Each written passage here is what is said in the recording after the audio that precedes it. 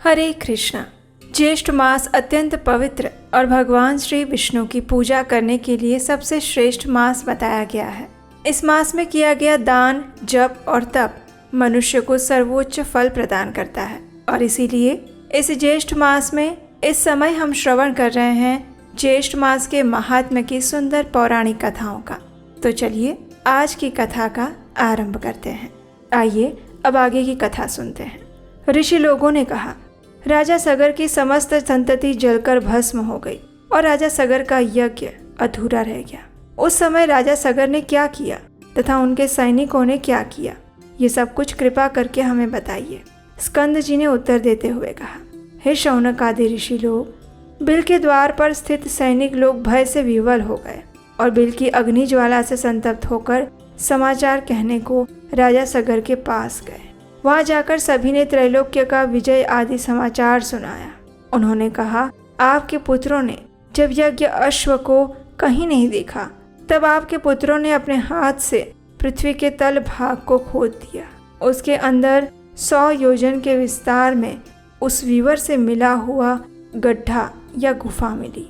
उसके अंदर बहुत से सैनिकों के साथ आपके सभी पुत्र भी थे और वो भी अंदर गए और हम लोगों को बिल के द्वार पर स्थित कर दिया। जब उसके अंदर उन लोगों को बहुत दिन बीत गए और वहां जाकर उन लोगों ने क्या किया, ये समाचार बिल द्वार पर रहने के कारण हम लोगों को नहीं मालूम हुआ और पाताल के समान वह बिल अग्नि से पूर्ण हो गया और हम लोग उस अग्नि ज्वाला से व्याप्त हो गए। तब हम लोग समाचार कहने के लिए आपके पास आ गए। हे राजन, उनकी क्या गति हुई, ये अत्यंत मुग्ध हो जाने के कारण हम नहीं जानते। ये उन सैनिकों के वचनों को सुनकर वज्र प्रहार से पर्वत के समान पृथ्वी पर राजा सगर नीचे गिर गए और उसी क्षण में विनष्ट के समान वो मालूम होने लगे।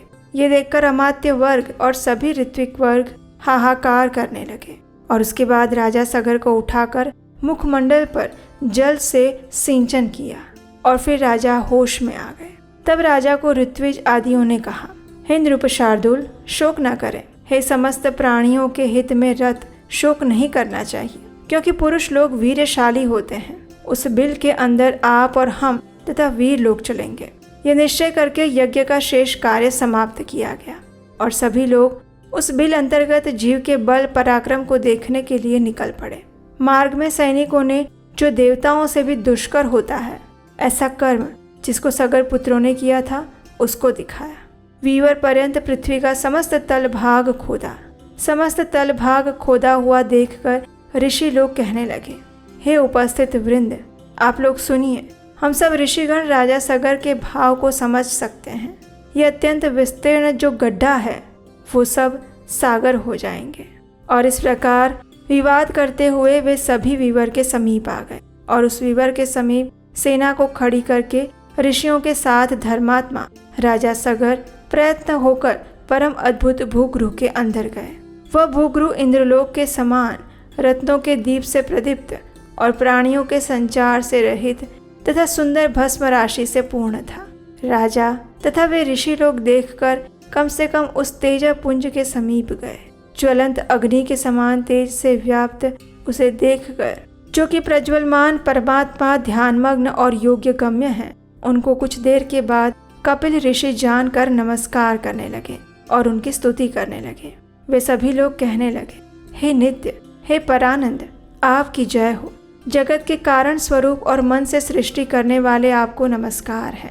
हे सत्वगुणधारी हरि स्वरूप, आपको नमस्कार है। हे दयानिधे, संसार रूपी समुद्र में मग्न हम लोगों की रक्षा करें। शीघ्र हम लोगों का उद्धार करें। शोक रूपी विशाल तीर रहित अथाह जल राशि में पतित इस पृथ्वी का उद्धार करें। आप ही आदि वराह रूपधारी हैं। इस प्रकार स्तुति करके राजा सगर पुनः शोकमग्न हो गए और वर्षा काल में महान पर्वत से पाषाण के समान पृथ्वी पर गिर गए। नेत्र को खोलने पर कपिल ऋषि अपने सामने निश्चित रूप से पतित राजा सगर को जानकर राजा और ऋषि गणों को देखकर इस प्रकार कहने लगे। और इस स्थान पर भविष्य पुराण अंतर्गत ज्येष्ठ मास के 14वें अध्याय का तात्पर्य पूर्ण हुआ। चलिए अब बात करते हैं एक गुड न्यूज़ की। आखिर 3 साल बाद फिर एक बार हम आपके लिए वही विशेष आत्मसात कोर्स लेकर आ रहे हैं। हमारी लाइफ की प्रैक्टिकल प्रॉब्लम्स का रियलिस्टिक सॉल्यूशंस भगवत गीता से कैसे मिल सकता है, यही चीज़ हम सीखेंगे 18 सत्रीय इस आत्मसात कोर्स के अंदर। ये कोर्स सिर्फ महिलाओं के लिए है। Women can register themselves. उसका लिंक नीचे डिस्क्रिप्शन बॉक्स में दिया गया है।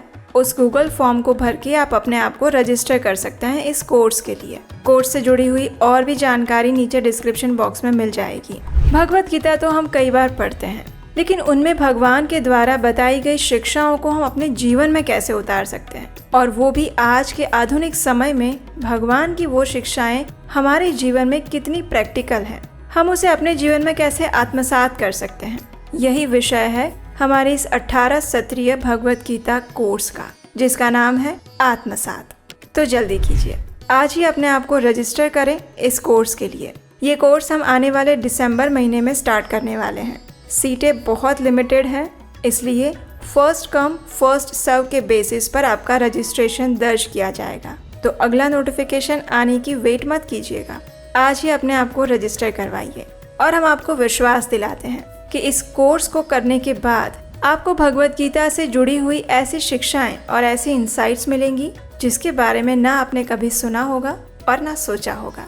महिलाओं के लिए ये कोर्स बहुत ज़्यादा यूनिक, प्रैक्टिकल और बेनिफिशियल होने वाला है। तो जल्दी से अपने आप को और अपने फ्रेंड्स को इस कोर्स के लिए रजिस्टर करने के लिए प्रेरित करें। इस कोर्स की संपूर्ण जानकारी और गूगल फॉर्म का लिंक नीचे डिस्क्रिप्शन बॉक्स में है, वहां जाकर फिल कर सकते हैं। इससे आगे की कथा का श्रवण हम करेंगे हमारी आने वाली ज्येष्ठ मास की कथा में। उसे सुनने के लिए आपके अपने चैनल उपदेशाष्टकम को सब्सक्राइब करके रखिए, नोटिफिकेशन ऑन रखिए, और हम आपसे मिलेंगे इसी कथा श्रृंखला की अगली कड़ी के साथ कल प्रातःकाल।